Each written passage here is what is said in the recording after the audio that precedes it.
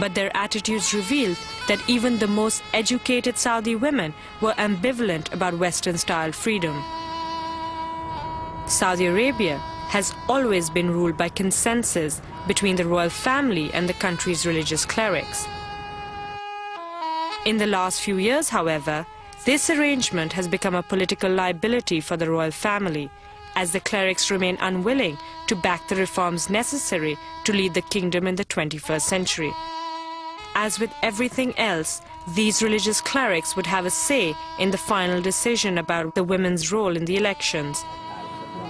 Most Saudi clerics would not even sit in the same room with a woman, but Dr. Ali Omar, one of Saudi Arabia's most influential clerics, agreed to speak with me. He recently delivered a paper highly critical of expanding the women's role in Saudi society. From an outsider's point of view, I asked him what he thought about the role of women in an Islamic society. In reality, Saudi society overall offers a model on good treatment of women and appreciating women. Women here work, and this is important as long as work does not interfere with her main role as a homemaker. Dr. Ali was quick to point out that Saudi Arabia was different from other Muslim countries. If we look at any of the other Muslim countries, their lifestyles aren't acceptable, but are counted as Islamic. In the kingdom, by and large, people abide by the rules of Islam for all aspects of life. Dr. Ali had a modern office, a cell phone, and a Palm Pilot. But like millions of Saudis, he was still tied to attitudes and beliefs deeply rooted in the past. It's close. Do you think that women should be allowed to vote? In Islam, there are certain roles that are not suitable for women. What about having a woman run for office? What if she wanted to run for elections and wanted to be elected? Certain roles are not fitting for a woman, like, for example, being a ruler, because the nature of a woman's body and psyche is not suitable for that role. With men like Dr. Ali wielding power in the kingdom, it seemed doubtful that Saudi women would ever gain more rights. The question lingered: would women be allowed to participate in the election?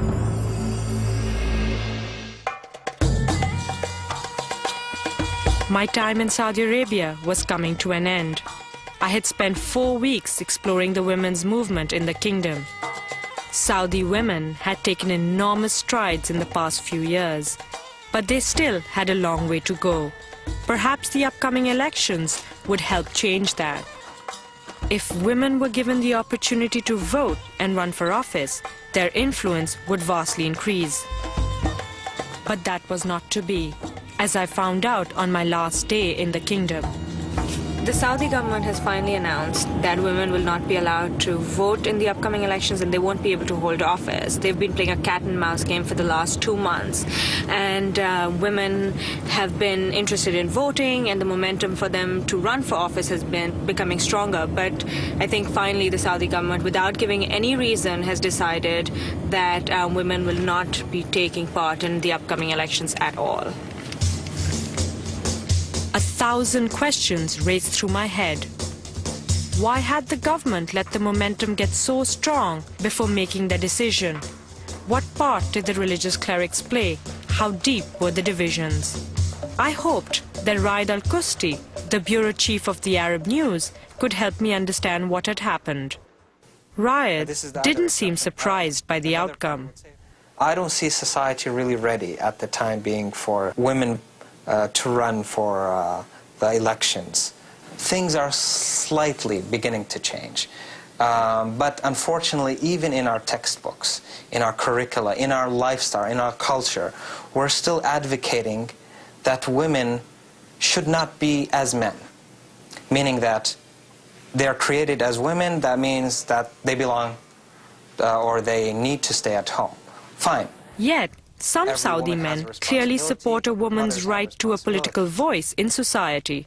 I personally believe that they should vote, because in the end of the day, they are citizens. They have a right, and that right is not only to vote, but as a citizen, they have the right to run for that post. I left riots wondering whether Saudi women would ever be treated as equal citizens. Did they want to be treated as equals? A local market provided some insight. Only 2 decades ago, there were no shopping malls and fast food chains. These markets were social and commercial centers. This market was not segregated. Men and women sold everything from vegetables to straw hats side by side. Though our crew was covered from head to toe in black, the women in the market objected to our cameras, calling us immoral for filming among men. It was another reminder that much of Saudi society does not support the push to empower women. I made one last stop before heading to the airport. Abir Mishkas, the journalist for the Arab News, could put things in perspective for me. Do you think that some people are of the view that if they let women vote, then what will come next? It's like open a floodgate for women's rights. But I think it's just most men don't trust women. They don't think that they have the brains to do something like as good as men. And that's a really big problem because, I don't know, somehow we just have to prove them wrong. Has the government given any specific reasons as to why women cannot vote or hold office? Well, the reasons given are more like technicalities, that there are no space, no places for women to go and just, and give their votes. They don't have time to get like IDs for all the women who want to participate. It's only technicalities, and I think they can, it can be solved basically if there's a willingness to include women. You wrote about the candidates, the female candidates that want to run for elections. Have you spoken to them? Have you found out their level of disappointment? Well, see, the thing is, they were ready. They had in mind that they might not be given that chance. They wanted just to tell everybody, look, we are ready, we have good ideas, and we're ready to go ahead with them. And if you just give us the trust, we'll really do some good work. Before leaving Abir's, I asked her whether Saudi women really wanted change.